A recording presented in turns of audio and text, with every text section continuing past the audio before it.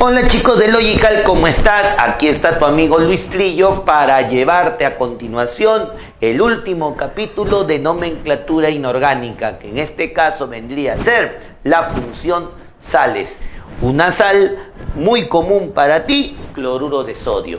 Bueno, no lo conoces como cloruro de sodio tal vez, pero por ahí cuando escuchas sal de cocina lo asocias directamente a ese polvito blanco que cuando lo pruebas genera esa sensación de sabor salado en tu paladar. ¿De acuerdo? Entonces hoy vas a ver que no es la única sal que está inmerso en tu día a día. De repente cuando comes el pan no te has percatado que ahí hay otra sal muy aparte del cloruro de sodio. Entonces, ven, súbete conmigo al bus de la química, que hoy vamos a hablar sobre función sales.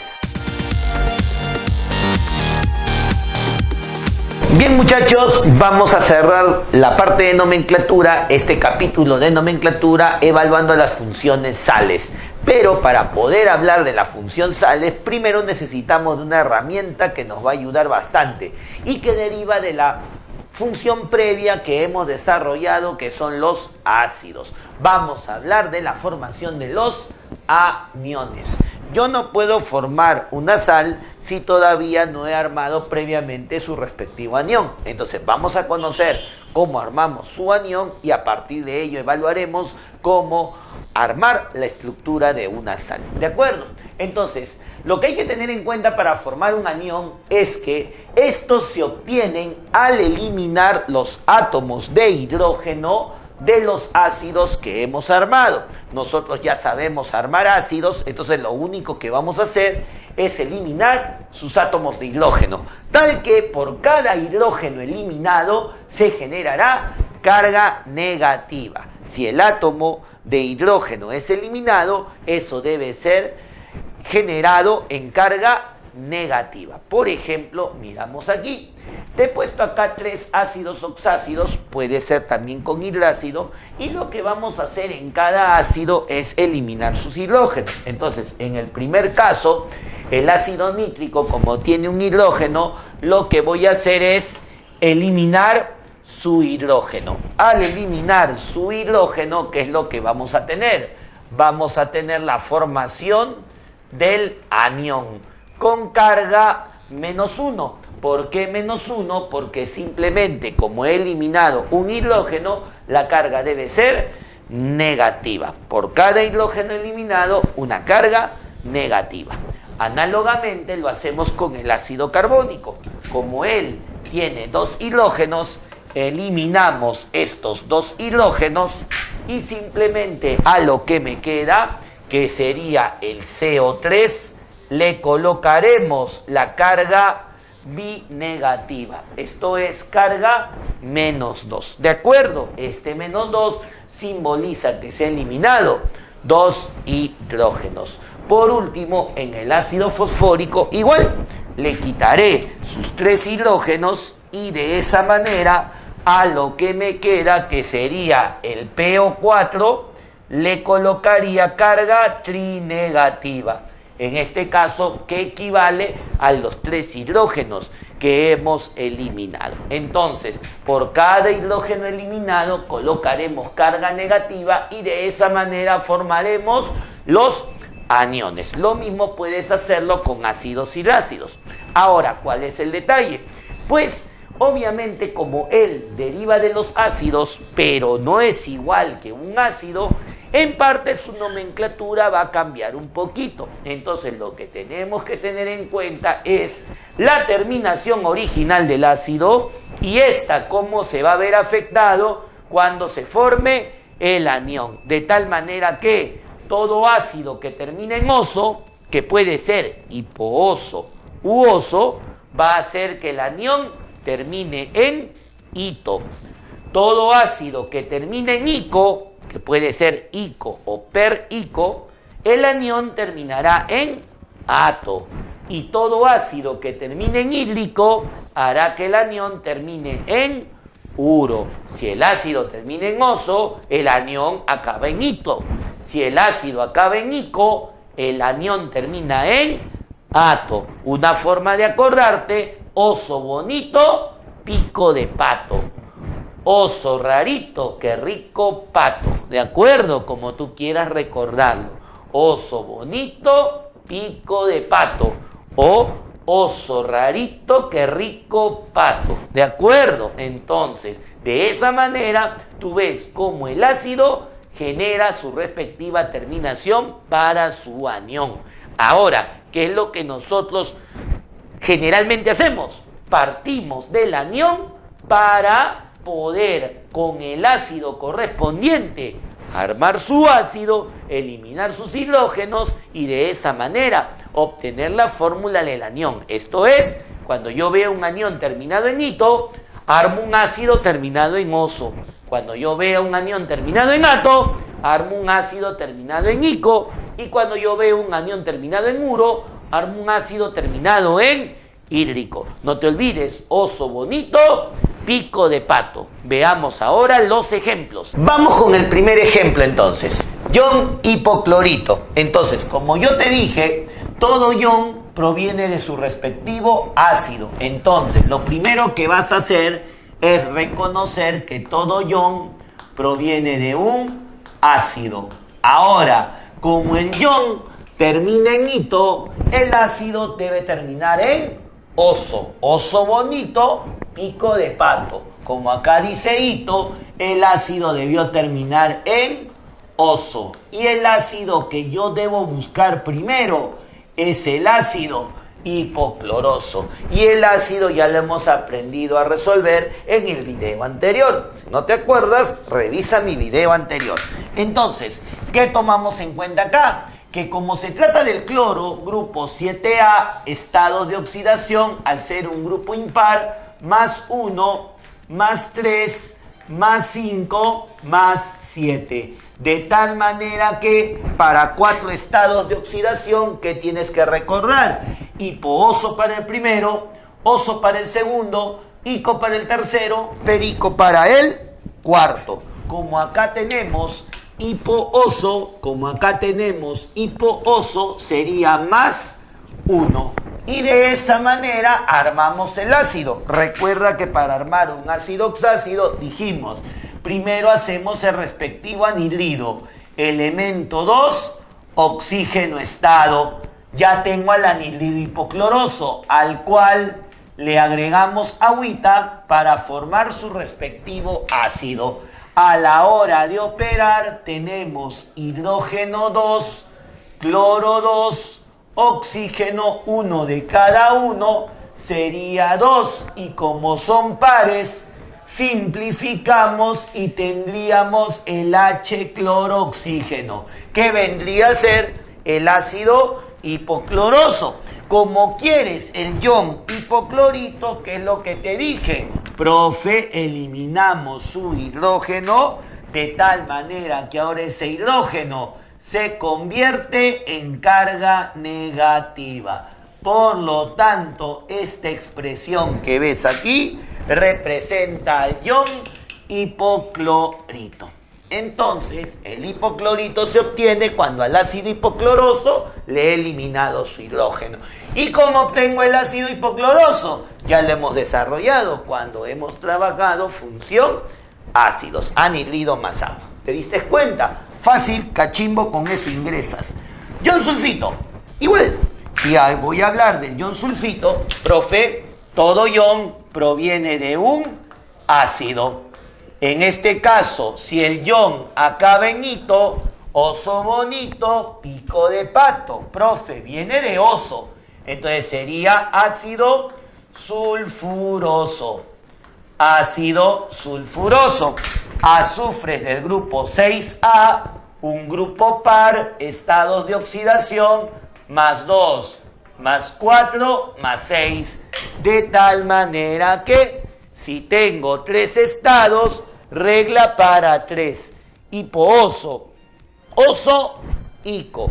Como acá tengo oso, oso sería más 4. De esa manera armamos el anhidrido y luego le agregamos agua. Armando el anhidrido sería elemento 2, oxígeno estado, que sería 4.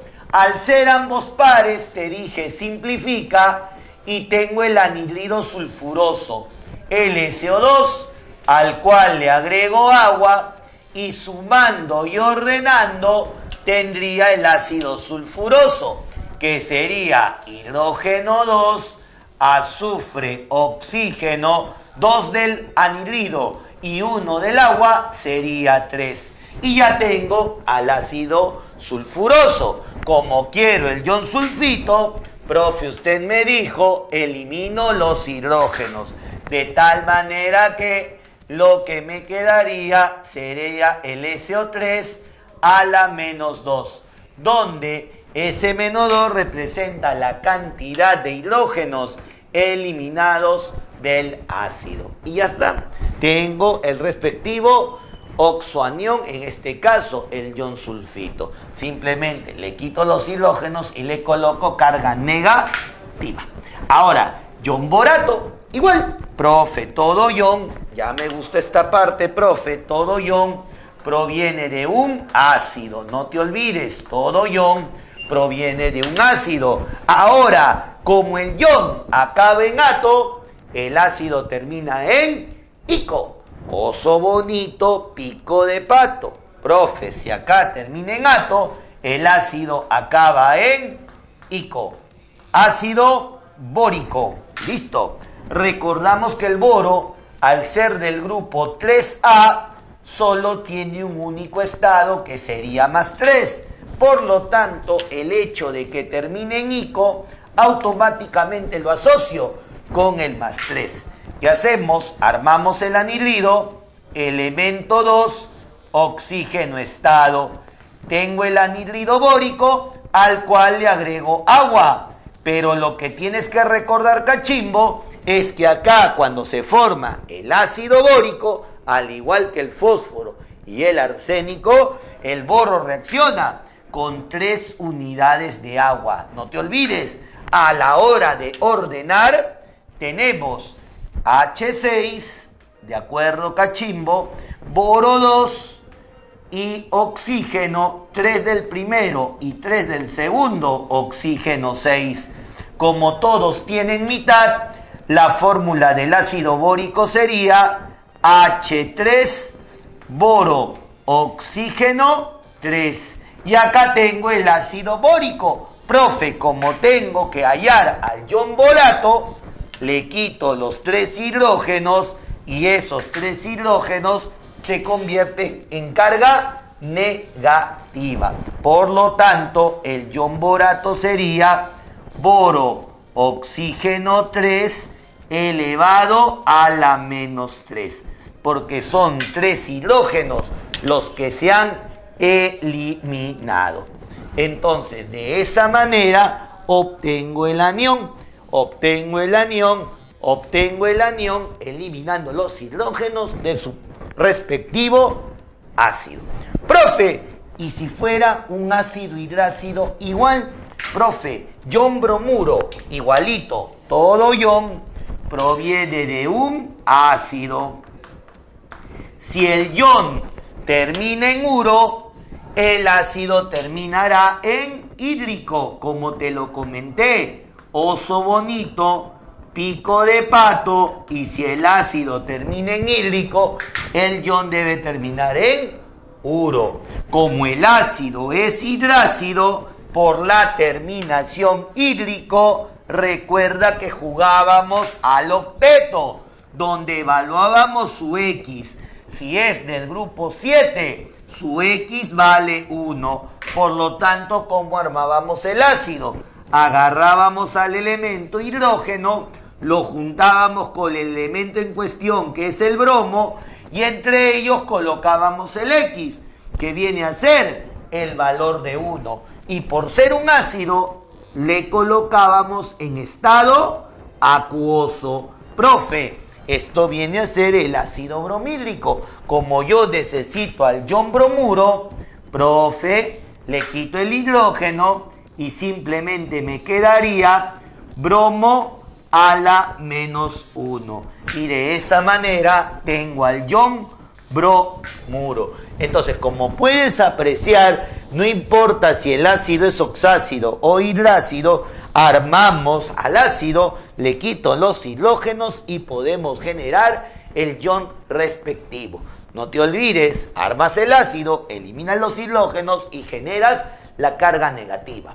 ¿Cuál es el detalle, cachimbo? Que no siempre se van a eliminar todos los hidrógenos.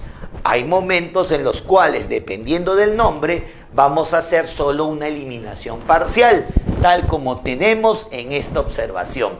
La observación dice que cuando la eliminación de hidrógenos no es total, lo que vamos a generar son los llamados iones ácidos. Un ion ácido es aquel que a la hora de formar el ion eliminamos parcialmente los hidrógenos, de tal manera que a la hora de nombrar lo que vamos a hacer es nombrar al ion tradicional. El ion tradicional viene a ser suponiendo que hemos eliminado todo.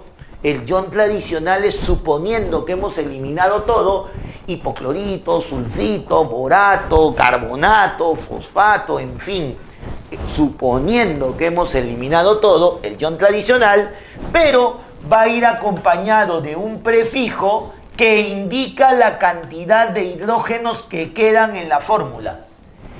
Este prefijo va en función a cuántos hidrógenos quedan. Si queda 1, bueno, no se menciona, se sobreentiende. Si quedan 2, di. Si quedan 3, tri. Y acompañado de la palabra ácido. Entonces tenemos el nombre tradicional seguido del prefijo que me indica la cantidad de hidrógenos que quedan, acompañado de la palabra ácido. Un ejemplo clásico, el fosfato diácido. Entonces, como puedes apreciar aquí en el fosfato diácido, el fosfato haría el papel de ion tradicional, de tal manera que si él es el ion tradicional, todo ion proviene de un ácido, y como este ion acaba en ato, el ácido debe acabar en ico, ácido fosfórico, donde, hablando del fósforo, recuerda que es del grupo 5A, y si es del grupo 5, toma estados impares, que serían más 1, más 3 y más 5, tal que regla para 3 estados sería hipo-oso, oso, ico. Como dice ico, la terminación sería más 5. Y armamos el ácido como tú lo sabes hacer. Profe, elemento 2, oxígeno, estado. De tal manera que al agregarle agua se formará el ácido oxácido.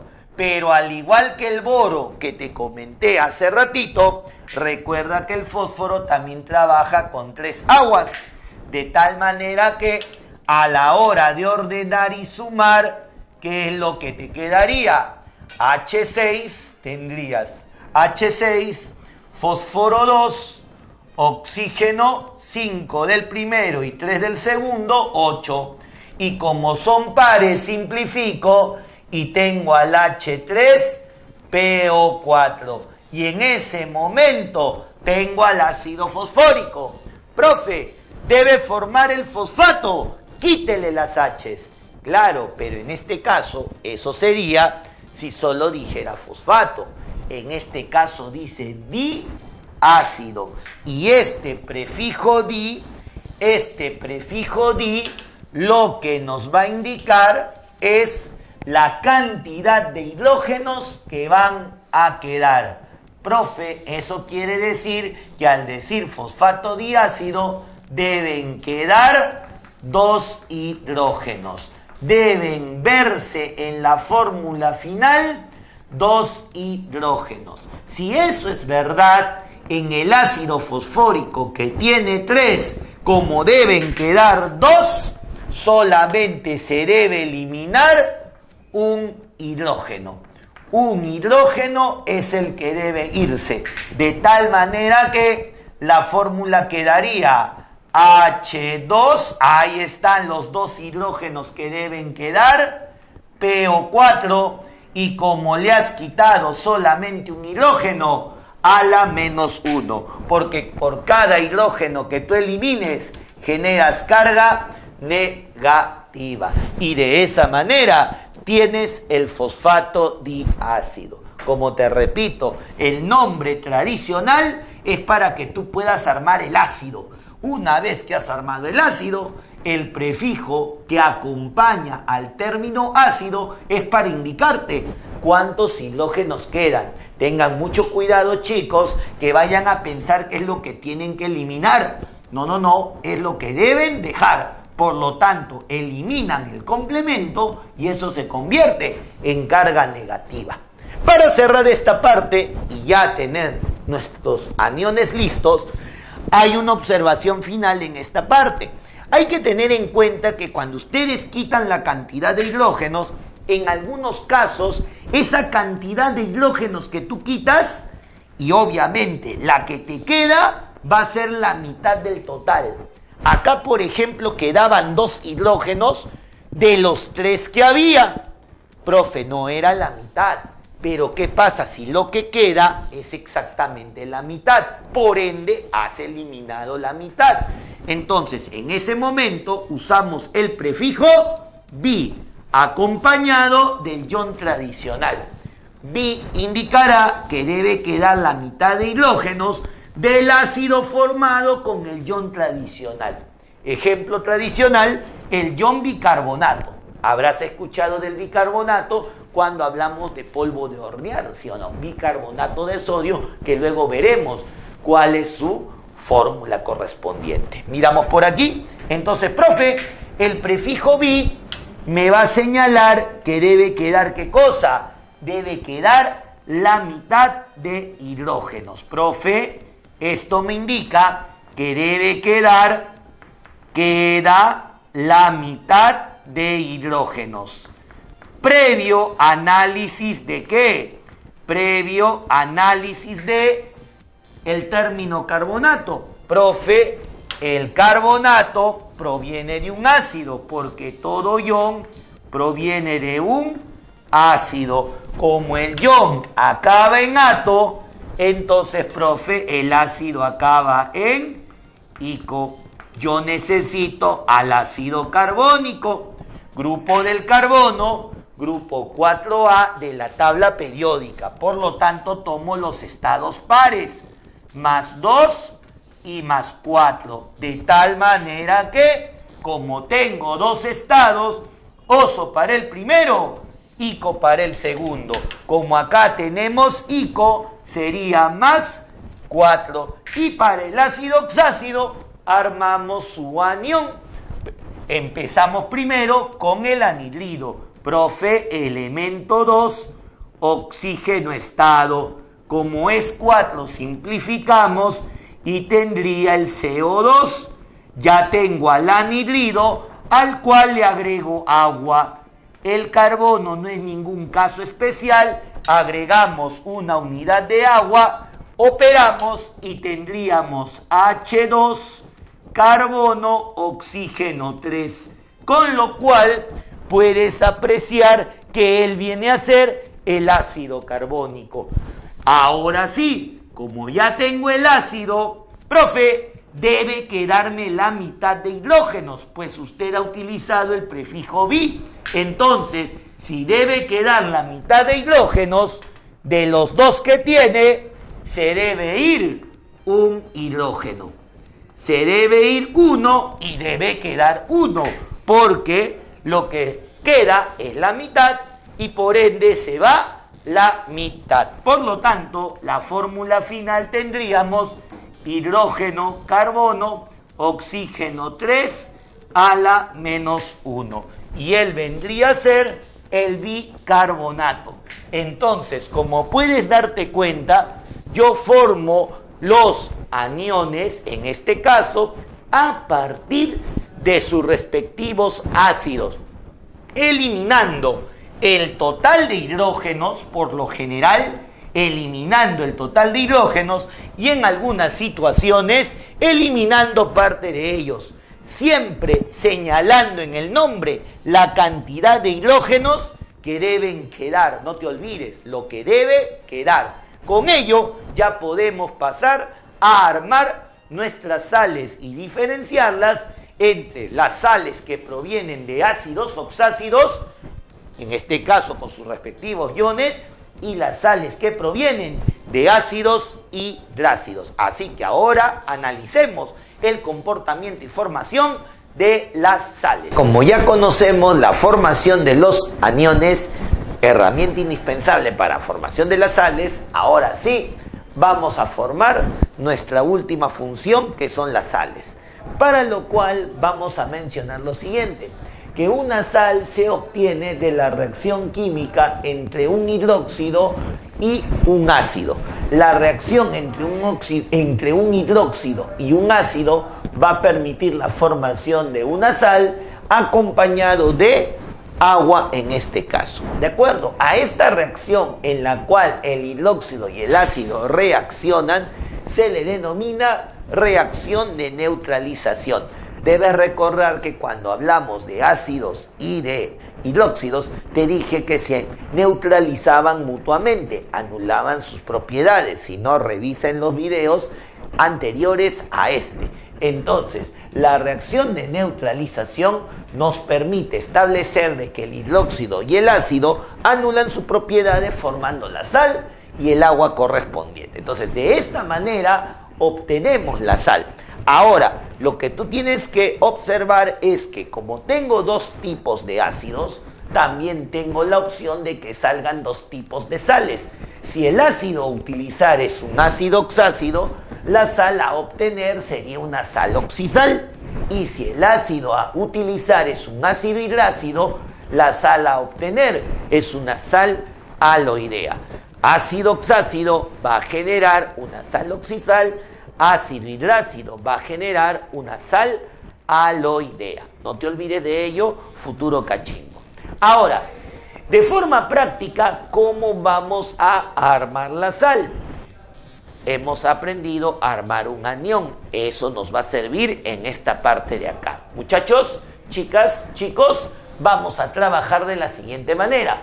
Vamos a tomar el metal que nos mencionen en el nombre de la sal, y ese metal va a tener un estado de oxidación, de tal manera que lo juntaré con el respectivo ion que obtengo del ácido, el cual tiene una carga. Recuerda que la carga se obtenía al eliminar los hidrógenos del ácido.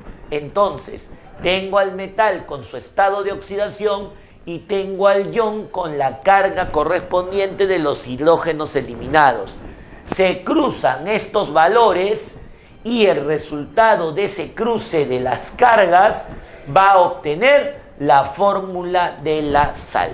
Simplemente hay que cruzar los valores enteros de las cargas de tal manera que el resultado final de ese cruce me estará dando la fórmula de la sal. Como ves, este es el pasito final para obtener la sal, pero no puedes hacer nada de ello si antes no has obtenido al ion.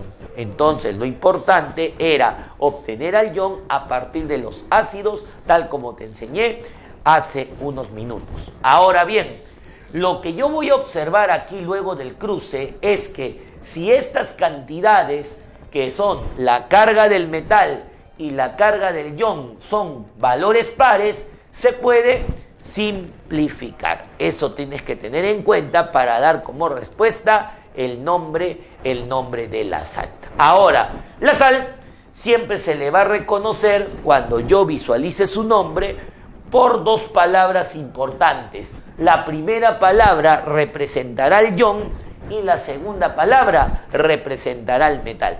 De tal manera que cuando yo visualice el nombre, puedo identificar al ion y decir, como hemos dicho hace unos minutos, que todo ion proviene de un ácido, y de esa manera construimos al ion y por último lo juntaremos con el metal. Entonces, para ver la formación de estas sales, sígueme a continuación.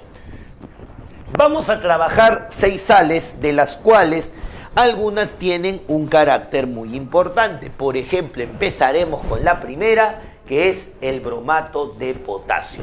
Lo importante que tiene el bromato de potasio es que esta sal es muy usada para la preparación de panes, de panetones. En otras palabras, lo aplican en la industria del pan, en la industria panificadora.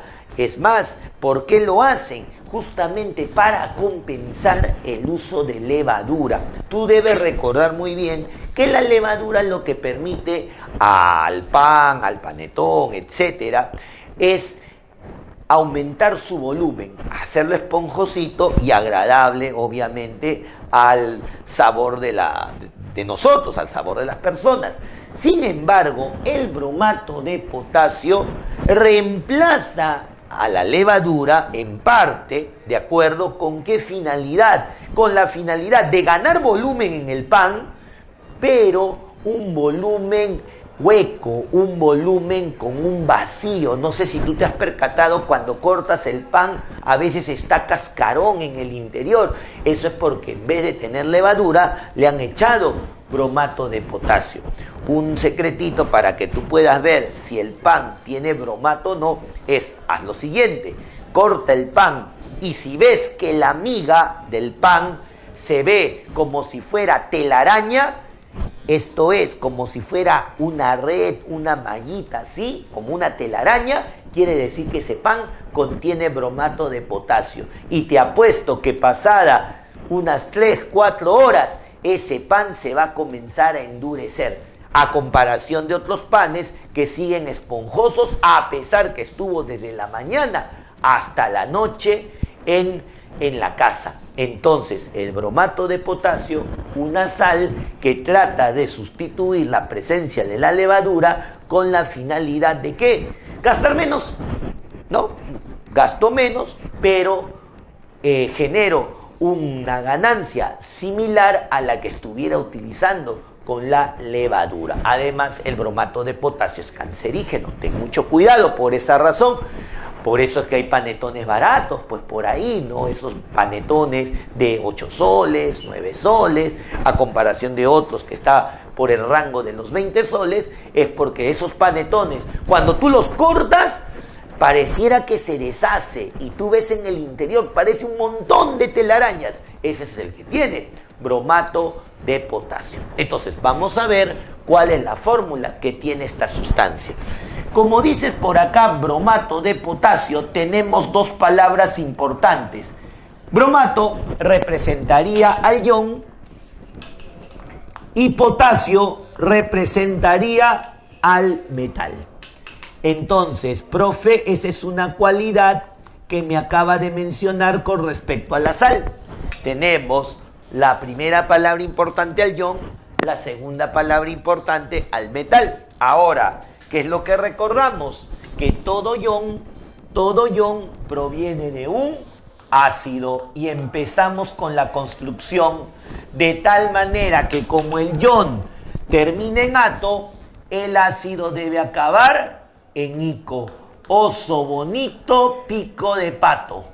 Entonces, si el ion acaba en ato, el ácido termina en ico. Nombre: ácido brómico. Ahora, como sabemos que el bromo es del grupo 7A, entonces tomamos los estados de oxidación impares: +1, +3, +5, +7, de tal manera que, como tengo 4 estados de oxidación, regla para 4: hipooso, oso, ico, perico. Como esta expresión menciona por acá ico sería +5 y armamos el ácido correspondiente, que sería elemento 2, oxígeno estado, armando primero su anhidrido.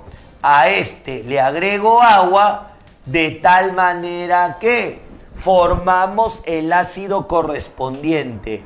Profe, ¿qué puedo visualizar aquí? A ver si me apoyas. Hidrógeno 2, bromo 2, 5 y 1, 6. Estaríamos quedando así: hidrógeno 2, bromo 2, oxígeno 6. Y como son pares, simplificamos y formamos el ácido brómico. H bromo, oxígeno 3. Listo, cachimbo. Tienes el ácido brómico. Como quiero el ion bromato que te dije hace unos minutos, le quitas los hidrógenos y esos hidrógenos pasan a ser carga negativa. De esta manera tendría el bromato construido. Bromo, oxígeno 3, carga -1. ¿De acuerdo? Ya tengo al ion bromato. Ahora bien, este ion bromato lo voy a unir con el potasio. ¿De qué manera me dijo, profesor? El metal va primero y el ion va después. Entonces, potasio, que tienes que recordar que el potasio es del grupo 1A, estado de oxidación +1. Entonces, ¿qué me quedaría? Simplemente potasio +1 y el ion bromato, tomando como referencia todo el cuerpo, bromo, oxígeno 3, con carga -1, porque ese negativo lo podemos representar como -1, equivale a un hidrógeno eliminado. ¿Qué es lo que te dije? Simplemente cruzamos los valores y al cruzar los valores tengo el resultado de la sal. Obviamente, como es 1, el 1 hace que los paréntesis desaparezcan. Recuerda que te lo comenté cuando hablamos de hidróxidos. Si el paréntesis está acompañado de 1, el 1 desaparece y tenemos acá la fórmula del bromato de potasio. De esa manera construimos la sal, muchachos. Como te puedes dar cuenta, prácticamente el desarrollo de la sal parte en base a la formulación del anión. Entonces, formulamos el anión y con ello tenemos terminado, bajo la unión del metal, la sal respectiva. ¿Ok? Tenemos una segunda, sulfato ferroso. Sulfato ferroso, también una sal por ahí que de repente no le tomamos mucha importancia, pero las señoritas a veces, claro que sí, sobre todo las mujeres que están en proceso de embarazo. ¿Por qué razón? Porque una característica a veces de las señoritas es que tienen su bajo nivel de hemoglobina, bajo nivel de hierro. Recuerda que a veces las señoritas descuidan el hecho de que, ay, no me gusta comer el hígado, ay, no me gusta comer de repente la espinaca, comer el brócoli, y por ahí nuestros niveles de hierro comienzan a reducirse. Entonces, cuando uno empieza a gestar, por ahí el médico dice, no, señorita, usted por el embarazo que va a realizar, tiene que tener sus niveles de hierro estándar. Por lo tanto, a consumir sulfato ferroso. Eso es justamente para contrarrestar los bajos niveles de hierro que puedes presentar en tu sangre. ¿De acuerdo? Entonces, el sulfato ferroso, otra sal que vamos a trabajar en estos momentos. Muy bien, la primera palabra sulfato equivale al ion y ferroso ya hemos dicho que representa al metal. De tal manera que, como el ion termina en ato, el ácido debe terminar en ico. Sabiendo que todo ion proviene de un ácido, tendremos por aquí al ácido sulfúrico. Ácido sulfúrico. No te olvides, oso bonito, pico de pato. Profe, azufre, grupo 6, estados pares sería +2, +4, +6. Regla para 3 sería hipooso para el primero, oso para el segundo, ico para el tercero. Como esta expresión termina en ico, sería +6 y armamos nuestro anhidrido para luego formar el ácido. Sería elemento 2, oxígeno, estado. Profe, como son pares, simplifico, me queda el SO3, al cual le agrego agua, y con eso anhidrido más agua, ácido oxácido. En este caso sería H2, azufre, oxígeno, 3 y 1, 4. Tengo el ácido sulfúrico. Profe, como quiero el ion sulfato, elimino los hidrógenos. ¿Y qué tendríamos por aquí? Tendríamos el SO4 a la menos 2. Y de esa manera ya tengo el ion sulfato. Entonces, profe, una vez que he armado al ion, lo junto con el metal. El detalle es que el metal, al ser el hierro, tienes que recordar que el hierro tiene dos estados de oxidación, más 2 y más 3. De tal manera que oso para el primero, ico para el segundo. Como acá tienes oso, sería más 2. Y empezamos a juntar. Entonces tendríamos hierro más 2 con el sulfato, que sería el SO4, todo con carga, menos 2. ¿Qué es lo que hacemos? Te dije cachimbo, cruzamos los valores y a la hora de cruzar tendríamos hierro 2, SO4 2. Y acá justamente se da la propiedad que te dije. Como al cruzar los valores que se han utilizado son pares, ¿qué hacemos? Simplificamos. De tal manera que a la hora de simplificar, uno por aquí, uno por aquí. Y ese uno va a hacer que el paréntesis desaparezca. Por lo tanto, la fórmula final sería hierro, azufre, oxígeno 4. Y esta sería la fórmula del sulfato ferroso. De esa manera conoces esa sal que muchas veces tomas en forma de cápsulas, en forma de pastillas, para poder nivelar tus niveles, valga la redundancia, de hierro en el organismo. No te olvides, cuidado con la anemia, hay que ingerir hierro, por lo tanto, para no llegar a consumir sulfato ferroso. Vamos con otra sal, que es el bicarbonato de sodio.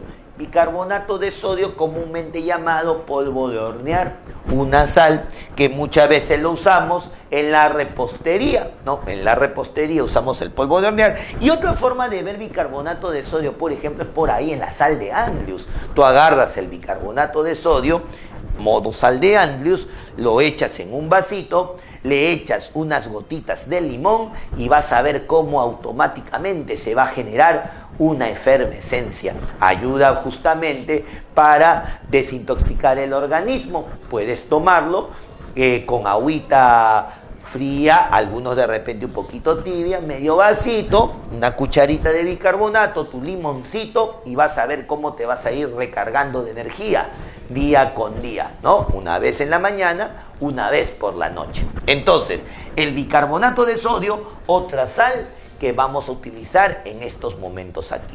Muy bien, profe, la primera palabra representa el ion, la segunda palabra representa el metal. Entonces, como él representa el ion, ¿tú qué tienes que recordar con respecto a este ion?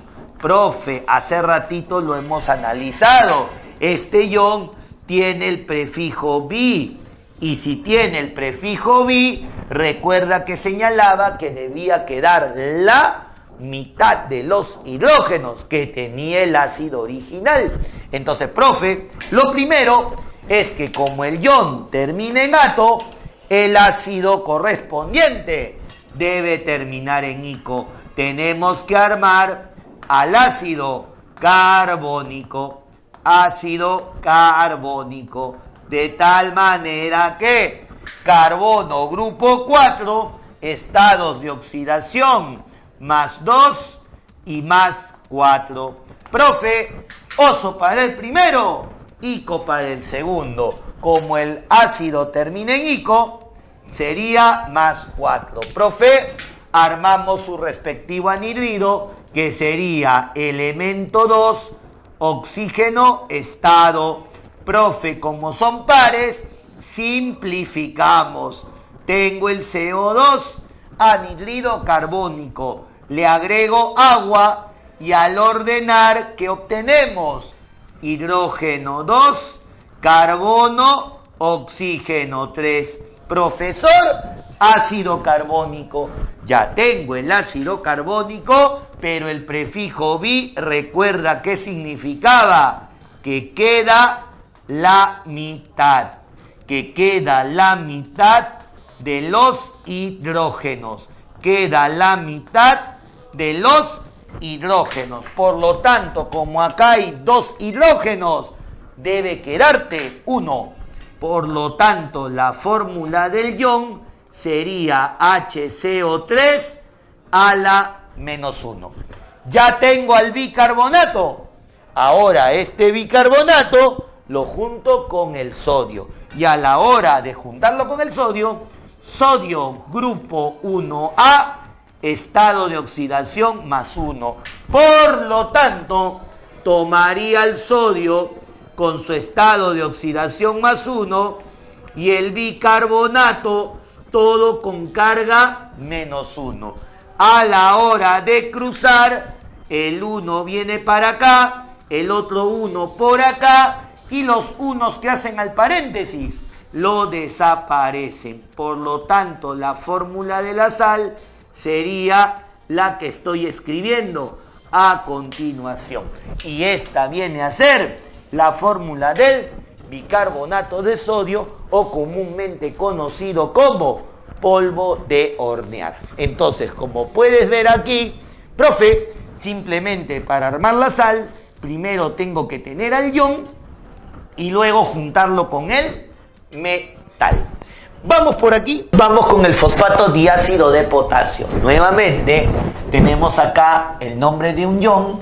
En este caso, este es un ion parcial. ¿Te acuerdas lo que te comenté? El fosfato diácido. Él viene a ser el ion y potasio viene a ser, en este caso, el metal. De tal manera que debe recordar que todo ion proviene de un ácido. En este caso, recuerda que el término diácido, el término di, era para señalarnos que deberían de quedar al finalizar el proceso 2 hidrógenos en la estructura. Por lo tanto, lo primero que vamos a desarrollar es, como el ion acaba en ato, el ácido debe acabar en ico. Y tenemos por aquí el ácido fosfórico. Profe, el ácido fosfórico tiene al elemento fósforo, que es del grupo 5, estado de oxidación, más 1, más 3, más 5. Regla para 3 estados, ¿qué es lo que manifestarías? Hipooso, oso, ico. Como tenemos la terminación ico, sería más 5. Y de esta manera armamos primero al anhidrido. Recuerda, armamos el anhidrido, elemento 2, oxígeno estado. Y a este anhidrido le agrego el agua. Recuerda que como se trata del fósforo, la cantidad de aguas a trabajar serían 3. Una vez que tengo ello, sacamos el ácido fosfórico, que tendríamos H6, fósforo 2, oxígeno 8. De tal manera que como son pares, lo simplificamos y hola, acá tienes al ácido fosfórico, H3PO4. ¿Cuál es el detalle con él? Que como yo quiero el fosfato diácido, no te olvides que el di, ¿qué significa? Que deben quedar 2 hidrógenos. Por lo tanto, si deben quedar 2 hidrógenos en la expresión, acá solamente eliminamos a 1, de tal manera que la fórmula del fosfato diácido quedaría como H2PO4 elevado a la menos 1. Con eso tenemos el fosfato diácido. Una vez que tengo a ese fosfato diácido, lo junto con el potasio. El potasio grupo 1A, estado de oxidación más 1. Por lo tanto, al juntar el metal con el ion, me quedaría lo siguiente: potasio más 1 y el fosfato diácido a la menos 1. Como ambos son la unidad, a la hora de cruzar, recuerda que el paréntesis va a desaparecer. Por lo tanto, la fórmula final sería la que estoy escribiendo a continuación. Esta sería la fórmula del fosfato diácido de potasio. Como puedes darte cuenta, era fosfato diácido, por lo tanto debían de quedar 2 hidrógenos. Muy bien, juguemos por aquí otra sal llamada permanganato áurico. Recordemos comportamiento del manganeso. Profe, permanganato viene a ser un ion y áurico viene a representarnos al metal. De tal manera que, como el ion termina en ato, su ácido correspondiente debe terminar en ico. El nombre sería ácido permangánico. Ácido permangánico. Y acá tienes que recordar lo que vimos en el tema de óxidos, cuando te comenté que el manganeso tenía la opción de ser metal o no metal. Si era metal, tomaba estados de oxidación más 2 más 3, y si se comportaba como no metal, más 4 más 6 más 7. Entonces, en este caso, como se trata de un ácido y los ácidos oxácidos derivan de un óxido ácido, un anhidrido, entonces recuerda que debemos tomar aquí al manganeso con estados más 4, más 6 y más 7. Y es más, te dije que para el manganeso era el único caso que lecturábamos de reversa. Esto es, acá tengo perico, acá tengo ico y acá tengo oso, porque el perico indica el máximo valor. Por lo tanto, como acá tengo per ico, sería más 7. No te olvides, no es hipo-oso, oso-ico, sino es perico, ico, oso. En este caso, perico más 7, y armamos el anhidrido, que sería manganeso 2, oxígeno estado, que sería 7. Le agregamos agua y a la hora de sumar,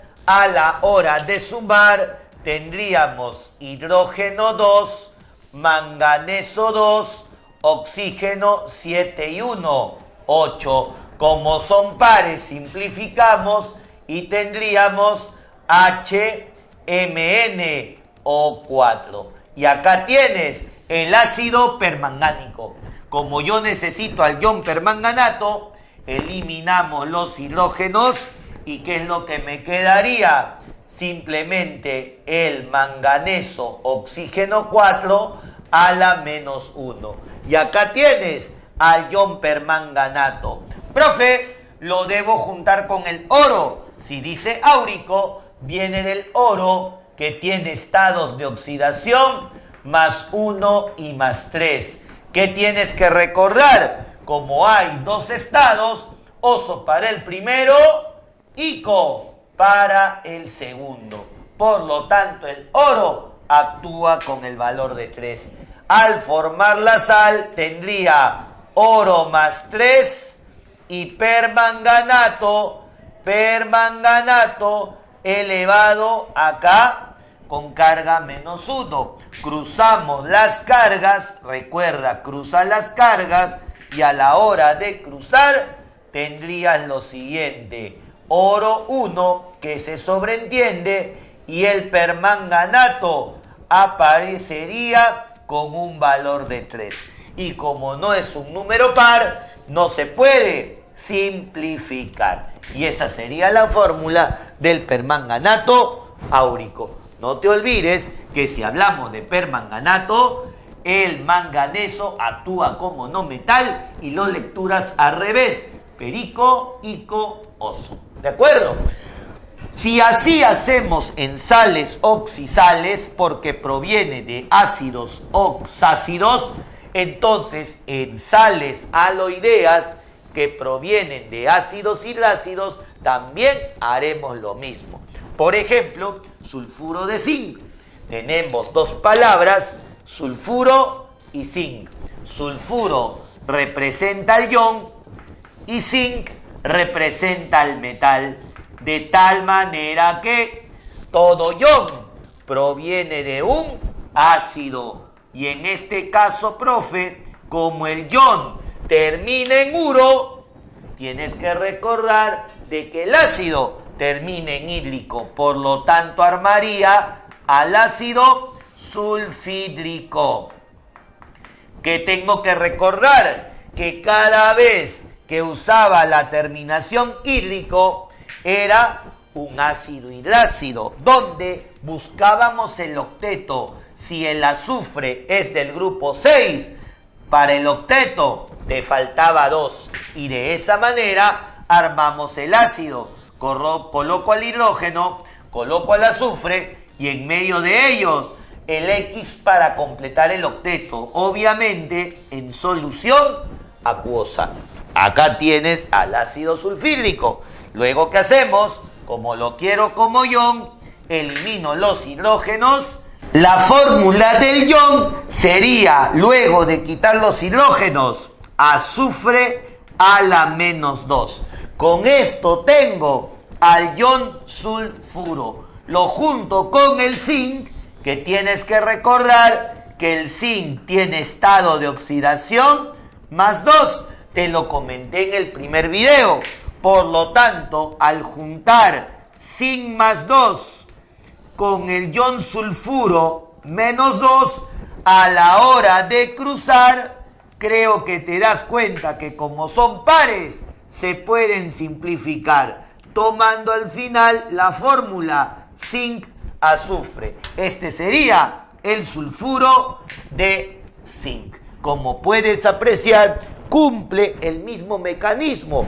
Armo primero al ácido, extraigo al ion y ese ion lo junto con el metal para formar la sal correspondiente. Lo que puedes apreciar aquí es que como la sal proviene de un ácido oxácido, sería una sal oxisal, y si proviene de un ácido hidrácido, sería una sal aloidea. Terminemos la parte de sales haciéndote un último comentario. Hay algunas sales que tienen algo de peculiar. Se caracterizan por absorber o expulsar humedad del medio ambiente. Estas sales toman el nombre de sales hidratadas y se caracteriza porque en su estructura vamos a aparecer moléculas de agua. Vamos a notar la presencia de moléculas de agua, lo cual nos da de manifiesto de que estas sales tienen la propiedad de absorber humedad y a su vez expulsarla. Por ejemplo, algunas sales que cumplen con ello y que son clásicas en examen de admisión, el sulfato de calcio dihidratado, en la cual esta sal, sulfato de calcio, tiene la propiedad de absorber 2 moles de agua o 2 unidades de agua. Esta sal, conocida como sulfato de calcio dihidratado, es lo que comúnmente conocemos como el yeso. Y justamente el yeso sabemos que tiene esa propiedad de absorber la humedad para con esa masilla poder hacer nuestros arreglos en las paredes y otros lugares que tenemos que por ahí resanar en casa. ¿De acuerdo? Es el yeso, sulfato de calcio dihidratado. Otra sal muy común, el sulfato cúprico pentahidratado, o también conocido como azul de vitriolo. Este sulfato cúprico tiene 5 unidades de agua, por eso se le dice pentahidratado. Uno más, el sulfato de magnesio heptahidratado, o también conocida como sal de Epsom. Heptahidratado, este sulfato de magnesio tiene la presencia de 7 unidades de agua, con lo cual podemos ver que estas sales tienen la propiedad de llevar moléculas de agua en su composición, en su estructura principal. Ahora bien, estas sales, al tener esa cualidad de absorber agua o de expulsar agua, ponen de manifiesto 2 fenómenos a la vez. Primer fenómeno de licuescencia, que implica el hecho de absorber la humedad del medio ambiente, y el fenómeno o la acción de eflorescencia, donde la sal tiene la propiedad de expulsar la humedad al medio ambiente. Por ejemplo, en un ambiente donde hay mucha humedad, riesgo para las personas que padecen de asma, pues por la noche estas sales absorben la humedad del medio ambiente y durante el día la expulsan por los cambios de temperatura. De esa manera se manifiesta el fenómeno de la delicuescencia y de la eflorescencia. Delicuescencia, absorción de humedad; eflorescencia, expulsión de humedad. Entonces, muchachos, con ello prácticamente hemos terminado la parte de sales.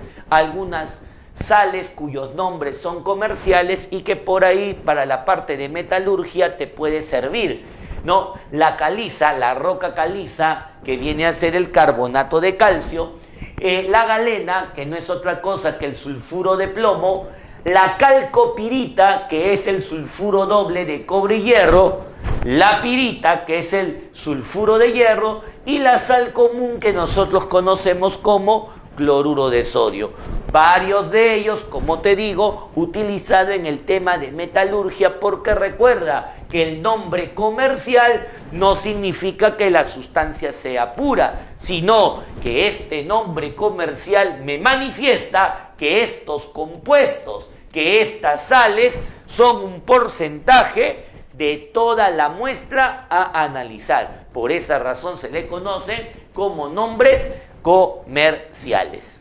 Bien, amigos de Logical, hoy ponemos punto final a lo que ha sido nomenclatura inorgánica, un capítulo extenso en su contenido, pero que lo hemos tratado de dividir en función tras función para que tú lo puedas aprovechar al máximo y puedas valerte de todos los trucos y artificios que se te ha dado para que puedas hacer la mejor formulación posible de un compuesto químico. Ya sabes también que tienen algunos nombres que de repente los conocemos en el mundo comercial, en la ferretería, en la farmacia como unos, pero tienen su nombre formal tal como lo indica la nomenclatura. Entonces, hoy ponemos punto final a ello. Espero que sea de tu agrado. Dame like aquí en el canal de Logical y conmigo será hasta nuestro siguiente video, donde seguiremos disfrutando del mundo apasionante de la